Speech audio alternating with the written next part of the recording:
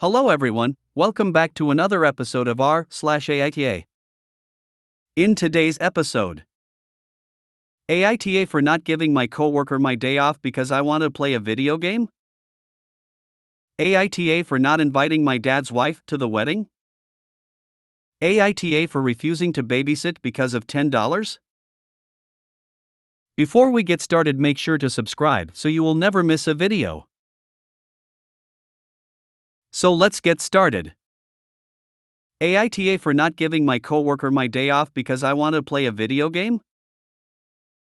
Okay, so anyone in the video game world knows that next week the new Legend of Zelda game comes out after like 5+ years of waiting. I'm a massive fan. When the release date was revealed, I immediately requested PTO for that date as I plan on staying home that day and enjoying the new game. What I didn't realize was that the day I asked off for is the Friday before Mother's Day. My company has had to limit the requests off for that date now, as many people have been asking off for it. I had previously told some of my coworkers I was planning on staying home to play the game, and I guess word got around because one of my other coworkers asked me after work to give her my PTO so she can travel for Mother's Day. I explained to her that I requested this day off months ago for a specific reason and I really wasn't willing to change it. She got pretty upset with me, claiming I care more about video games than family and whatnot. I honestly don't really care about her not being able to travel because I feel like if this was an important date then you would have requested off early, like I did. Anyways, I firmly told her no, but she told some of my other coworkers and they are pissed at me and calling me in a hole for not giving up the date. AITA? I would have told her I care more about my family than video games, your family not so much. Her family is not your responsibility. She should have planned better. NTA. I'm from the UK, so we have 8 bank holidays, occasionally more, for example King Charles' coronation, not that I'll be watching, I'll be getting drunk in a pub with my mates. I booked a day off every day before and after the bank holidays throughout the year to get long weekends without putting a dent in my annual leave allowance. Am I seeing family on these days? No, I'm staying at home doing bugger all because I feel like it. I wouldn't cancel my holiday for anyone because they should have requested it as soon as our holiday allowance reset if they wanted the days off. NTA. Same goes for any other holiday. I'm child-free, my choice, and people always seem to think that means I should be the one working holidays. It doesn't matter if the reason you have the day off is for a video game. It's your day off, enjoy it. Yes. I can't tell you how many times I've heard, well, you don't have kids, so. I always answer with, but I'm someone's kid, and don't I deserve to be with them, as much as you think you deserve to be with your kid? That usually makes them give up. Birthday week.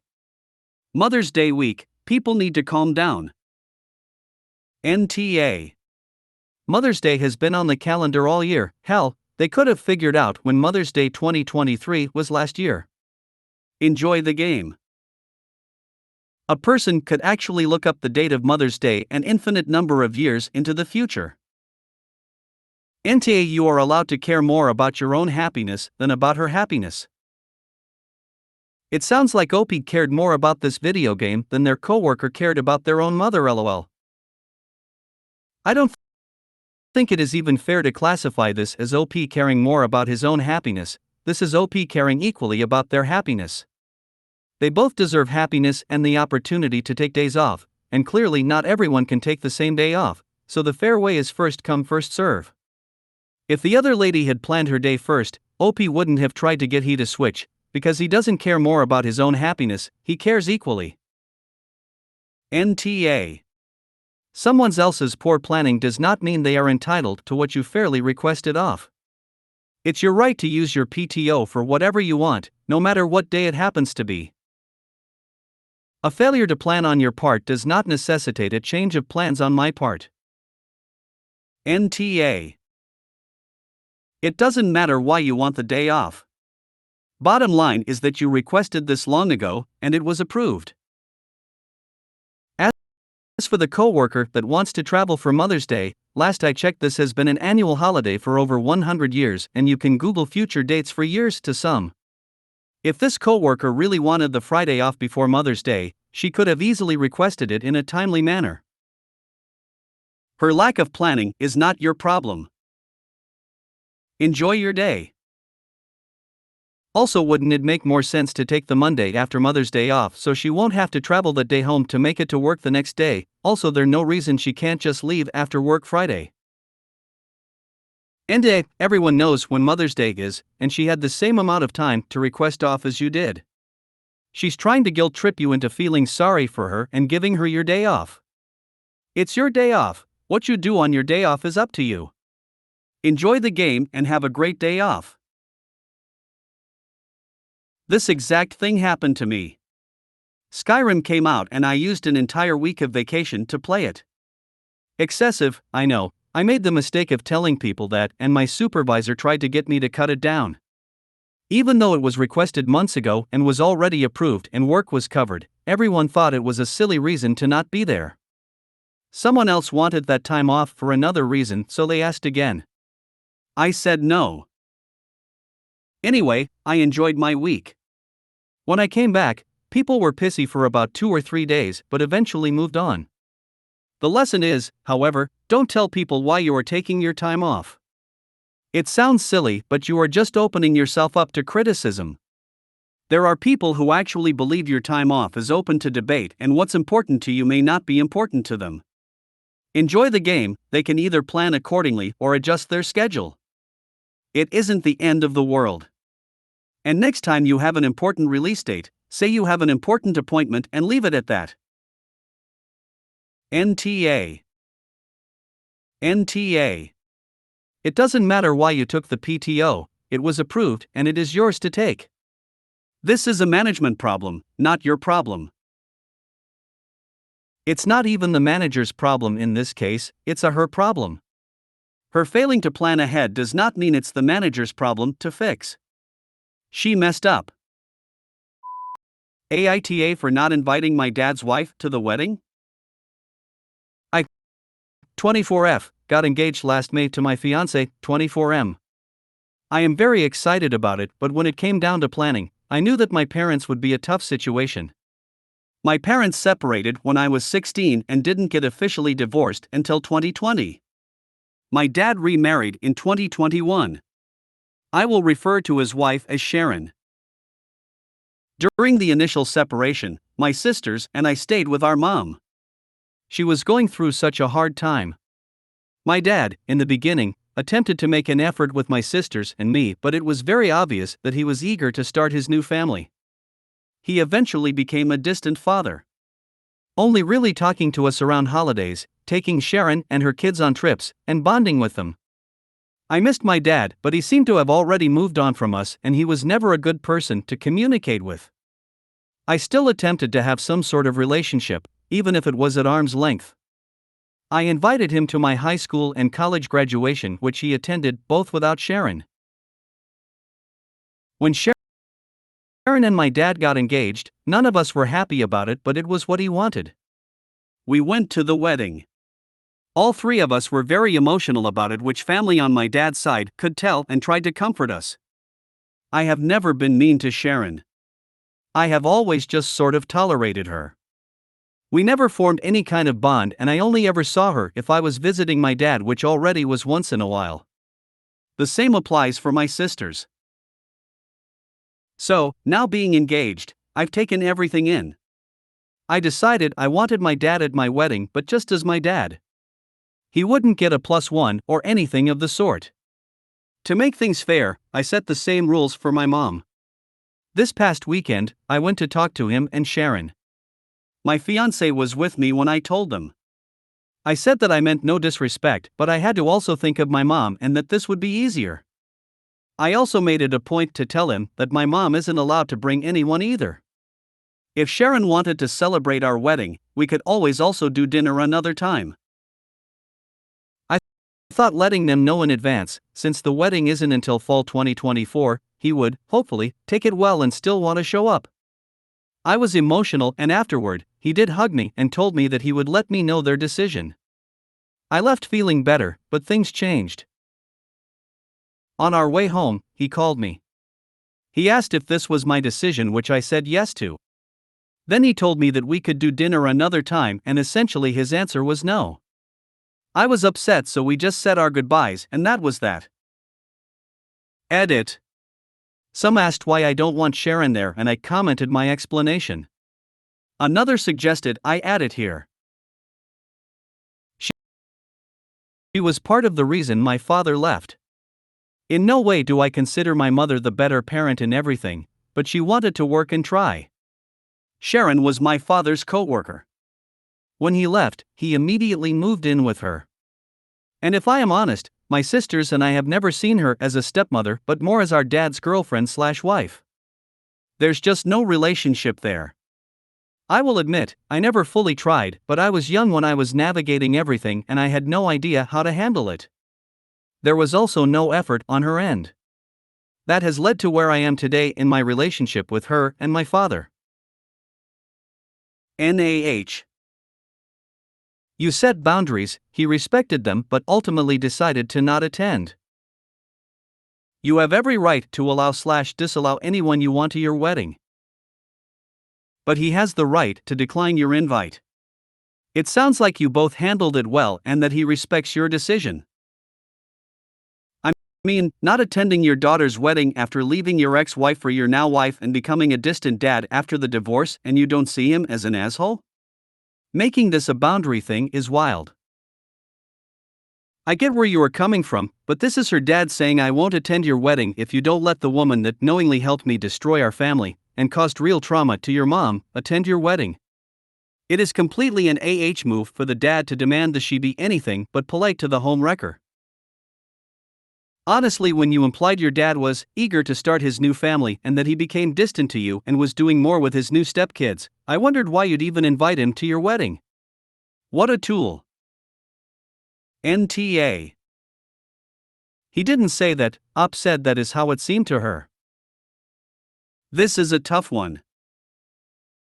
I think ultimately NaH. In your dad's defense, your mom and him have been separated for 8 years now. Both should be able to be cordial in a public setting, and let's be real, Sharon isn't going anywhere. She'll be around for holidays, birthdays, celebrations for children if that's something you choose. It's not completely realistic to establish a baseline where your dad's partner is not permitted at big family moments. However, it does sound like your relationship with your dad has been strained since the separation and that you two have never found your way fully back together, nor does it sound like you and Sharon found some shared ground, so it makes sense why you may not want her there. I can understand your father wanting his wife to be there, being a part of the family AITA, but the reality is that this is your wedding, meaning you get to invite whoever you want and include whoever you want. It's clear that your father's absence in your life has impacted how you view his wife, and if he doesn't understand that, that's his problem. Regardless, I am so sorry that you had to deal with all of this. It is such a tough situation to go through, and I hope you're holding up okay through it all. Absolutely NTA. Have a wonderful wedding and congratulations to you and your partner, love. NTA. Your dad left not only his marriage but his role as a parent. This is not the case for all divorces. You found it in your heart to invite him anyway as your dad, but to exclude the catalyst for your relationship with your dad imploding. He once again chose her. This is his choice. And it's also your choice if you want to cut him off. He's not really a dad to you anyway. I'm sorry, I hope your FIL will be a better father figure. NTA. Your wedding, you can invite whomever you want. I don't really understand why you want him there considering his dubious parenting skills, but you do you. You made your boundaries perfectly clear, and he seems to have accepted them. The YTA comments here are truly bizarre. NTA. I would have been leaning toward yes, but the fact he's hardly been in your lives and only really called around the holidays etc., I'd say you're entitled to have whoever you want at your wedding. He's been a shit dad, and at least you invited him. NTA. It's perfectly reasonable that OP doesn't want the woman her father abandoned her for at her wedding. If Sharon was a good person, she would have insisted that her partner's children be included in the family trips and activities. If Opie's dad was a good person, he would have insisted that his children be included in family events and family life. Why on earth is it acceptable for two adults to exclude children from their father's life and then get angry that his wife, that participated in excluding those children, isn't invited to one of their children's weddings? NTA, you have the right to invite whoever you like to your wedding. He also has the right to decline on coming. To be honest, I wouldn't bother putting any more of your energy or time into maintaining a relationship with someone who clearly doesn't bother putting any effort into you. Congratulations on your wedding. AITA for refusing to babysit because of $10? So I, 16M, live next door to a single mom and her two kids, Max, 9, and Mia, 7.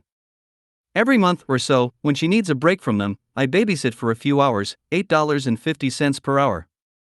She's usually gone for 4 hours at a time, and is back at or 15 minutes later than her specified return time. She leaves me with a list of emergency contacts if something happens and she can't get home fast enough. We agreed that if I had to use an emergency number, I get $10 extra as crisis pay. The last time I was watching the kids, around a month ago, and stayed out an hour and a half past her specified return time and wasn't answering my texts or calls. I got worried, so I called one of the emergency contacts, and Sister Jen, who came over to stay in the house while she tried to get a hold of Ann. The kids were asleep by this point, but she didn't want to leave them in an empty house, and I went home. Well, as it turns out, Ann had driven into the countryside, with no reception, to stargaze, and got lost. Jen texted me this around midnight once and finally texted her back. The next morning, my mom woke me up, saying that Ann was at the door for me. Here's how the convo went. Me, a little groggy, hey, what's up? Are you okay? Hey, I'm alright, I just stopped by to pay you. She handed me an envelope. Hey, there you go, kiddo, $47. Me, wait, what about the crisis pay? I had to call your sister, it should be 57. Hey, what crisis? I wasn't in an accident or anything, just lost. Me, you said it was if I had to use an emergency contact, you never said anything about any other requirements. D, look, just take it and be happy. A kid like you doesn't need that much money for 5.5 hours of screwing around on your phone. Me, fine, have a nice day. I shut the door and write it off as a loss. Fast forward to yesterday. Ann texts me that she wants to go out on a girls' night, and wants to know if I'm free to babysit. I say that I am, but that she'll need to pay me the $10 from last time before I agree to do it. She says that she won't do that, and restates her argument that it wasn't a real crisis, so I shouldn't get crisis pay. I tell her that I won't be babysitting for her until I get that $10. She says that she really needs this break, and calls me entitled for refusing. I step back in bewilderment. A few minutes go by without any more texts from her, so I go to my mom to clue her in. I show her the convo, and to my surprise, my mom agrees with Ann. She affirms that I'm being entitled, that I don't know how hard it is to be a single mom, and that I should babysit. I say that I need time to think and head up to my room. This morning Ann texted me to ask if I would babysit or not. I restated my ultimatum, and she also held firm in her refusal. She said she'd find another sitter. I said that's fine. So far I've stood my ground, but now I'm questioning if my mom might be right. AITA? Nope, NTA. You provided a service with agreed upon clauses and you use said clause, and she's trying to weasel out of paying you back because she doesn't consider your time valuable. I personally wouldn't babysit for her again because she will try to manipulate you again. Edit, also, just because you're just a kid and you don't need that much money, you should let her know that regardless of your age, you're still a person who deserves to have their time and effort respected. And answers the age-old question, how much is your pride worth? Evidently $10. What a pathetic hill for her to die on. NTA. You have the right to refuse to offer your paid services to anyone. Additionally, that counts as a definite crisis. The kid's mom was nowhere to be found. Also, it's not your responsibility to be Captain Save a Single Mom. I know it isn't supposed to be, but Captain Save a Single Mom is the funniest thing I've heard all week, rolling on the floor laughing. Yeah, poor single mom is always the excuse, as if op made that baby. NTA. I babysit for a few hours, $8.50 per hour. There's no need to yell, but point taken.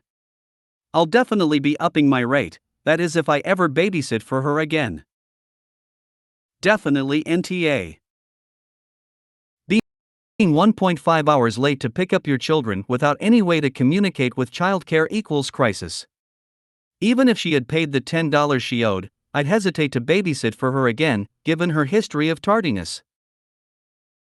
You can find another babysitting job. Can she find another sitter who lives right next door, that only charges $8.50 per hour to babysit 2 kids, and that puts up with her crap? And is making a poor decision. And is going to regret her decision. Even if she comes around and pays you, don't babysit for her again after this little display. Stand your ground. Absolutely not. No way she can find someone to babysit 2 kids for this amount of money without it being another neighbor or friend willing to babysit for pay that low. Sorry, and your reluctance to cough up $10 is going to cost a lot more than $10. NTA. She is taking advantage of you, and your mother is allowing it. What is it with some mothers? Yes, my son can fix your computer.